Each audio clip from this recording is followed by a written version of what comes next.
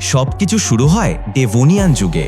তখন পৃথিবী ছিল এক নতুন যুগের শুরু। মহাসমুদ্রের তলদেশে বিশাল প্রাণের উত্থান ঘটছিল। সেই সময়ের সবচেয়ে ভয়ঙ্কর মাছ ছিল ডাঙ্কলিওস্টিয়াস। এই মাছের মাথা ছিল কাঁটাযুক্ত এবং চোয়াল শক্ত এমনভাবে তৈরি যেন লোহা দিয়ে তৈরি। তাদের এক কামড়ে শিকারীর অস্তিত্ব ঝাপসা হয়ে যেত। ডাঙ্কলিওস্টিয়াস শুধুই শক্তিশালী ছিল না, তাদের শিকার কৌশলও ছিল নিখুঁত।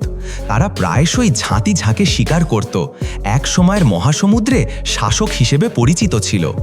ডাঙ্কলিওস্টিয়াসের পর আসে সেলাকান্থ, এক ধরনের জীবন্ত ফসিল। এক সময় বিজ্ঞানীরা এটিকে বিলুপ্ত মনে করেছিল, তবে গভীর সমুদ্রের এক নিভৃত কোণে তারা আজও বেঁচে আছে। সেলাকান্থ আমাদের শেখায় যে প্রকৃতির বিস্ময় কখনো শেষ হয় না। এদের শারীরিক গঠন, জীবনের ধরন এবং বংশবিস্তার কৌশল প্রাচীন এবং আধুনিক জীবনের মধ্যে একটি সেতু বন্ধন তৈরি করে। এরপর আসে লেপিডোস্টিয়ান, ডাইনোসরের যুগের শিকারী মাছ। এই মাছগুলোর শরীর ছিল শক্ত হাড় এবং স্কেল দিয়ে আবৃত। তারা শুধু বেঁচে থাকতো না, বরং শিকার করার ক্ষেত্রে চমৎকার কৌশল ব্যবহার করত। তাদের দীর্ঘায়ু, শক্তিশালী চোয়াল এবং দ্রুত সাঁতার কৌশল প্রমাণ করে যে সমুদ্রের জীবনে বেঁচে থাকার জন্য অভিযোজন কতটা গুরুত্বপূর্ণ।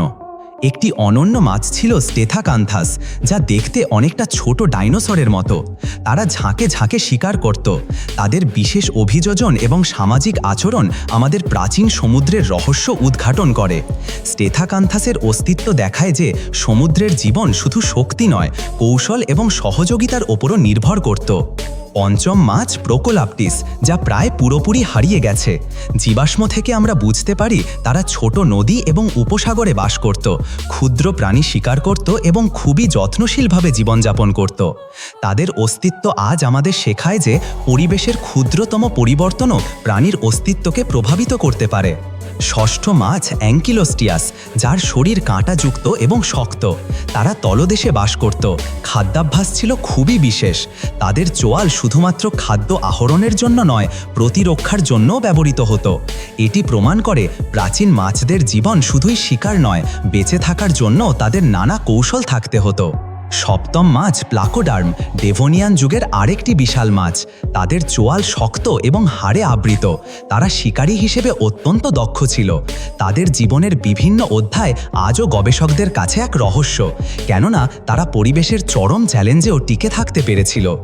অষ্টম মাছ অ্যাটমোডাস্টিয়াস, যা দেখতে অনেকটা ছাতার মতো। তাদের শিকার কৌশল ছিল অদ্ভুত কিন্তু কার্যকর। তারা প্রাচীন জলজ খাদ্য শৃঙ্খলের একটি গুরুত্বপূর্ণ অংশ ছিল। তাদের অস্তিত্ব আমাদের শেখায় যে সমুদ্রের জীবন কতটা বৈচিত্র্যময় ছিল এবং প্রতিটি প্রাণী তার জায়গা অনুযায়ী অভিযোজিত হয়। নবম মাছ ড্র্যাকোনিকথিস, একটি দুর্লভ প্রজাতি। তাদের জীবনযাত্রা, খাদ্যাভ্যাস এবং শারীরিক গঠন আমাদের জানায় প্রাচীন সমুদ্রের বৈচিত্র্য কতটা বিস্ময়কর ছিল। তারা শুধু বেঁচে থাকতো না, বরং তাদের অস্তিত্বই প্রমাণ ছিল সমুদ্রের শক্তি এবং রহস্যের।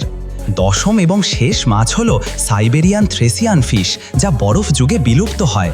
তারা শীতল জল এবং কঠোর পরিবেশে বিশেষ অভিযোজন করেছিল, কিন্তু জলবায়ুর পরিবর্তন এবং পরিবেশগত চ্যালেঞ্জের কারণে তারা হারিয়ে যায়।